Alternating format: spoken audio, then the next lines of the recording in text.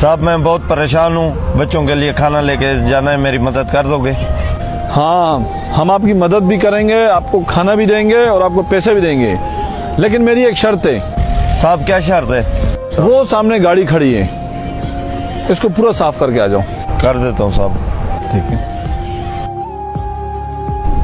Sir, गाड़ी तो वैसे साफ थी, अब उस गरीब को ऐसे पैसे दे देते, उसको शर्मिंदा कर रहे हो आप। मेरे भाई, बात ऐसा है कि ये मेहनत करके जो पैसे कमाएगा ना, कल को ये मेरे सामने से गुजरेगा ना, तो सर नीचे करके नहीं गुजरेगा, सर उठा के मेरे सामने से गुजरेगा।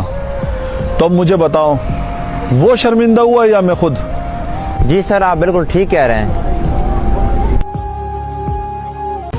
बस मेरे भाई, मैं सिर्फ आपकी ईमानदारी चेक करता।